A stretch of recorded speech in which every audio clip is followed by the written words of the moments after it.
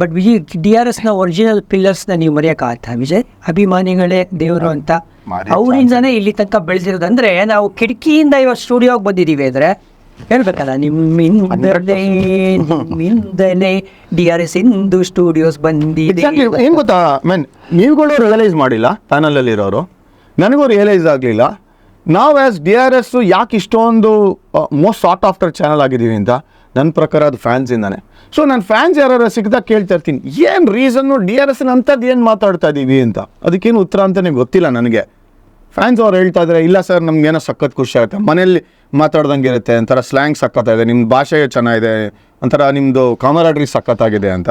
ಅದು ಸುಮ್ಮನೆ ಹಂಗೆ ಬಂದಿದೆ ಅಂತ ಅಂದರೂ ಕೂಡ ಕ್ರಿಕೆಟ್ ಕಾಂಟೆಂಟ್ ಸಖತ್ತಾಗಿದೆ ಅಂತಾರೆ ಕೆಲವರು. ಇಲ್ಲ ವಿಜಯ್, ಎಂಥವ್ರಿಗೆ ಹೆಗ್ಣ ಬಂತು ಅಂದಂಗೆ ಕನ್ನಡದಲ್ಲಿ ಎಕ್ಸ್ಕ್ಲೂಸಿವ್ ಕ್ರಿಕೆಟ್ಗೋಸ್ಕರ ಇರೋ ಅಂಥ ಡೆಡಿಕೇಟೆಡ್ ಯೂಟ್ಯೂಬ್ ಚಾನೆಲ್ ನಮ್ಮದು ಅಂತ ಹೆಮ್ಮೆಯಿಂದ ಹೇಳ್ಕೋಬೋದು.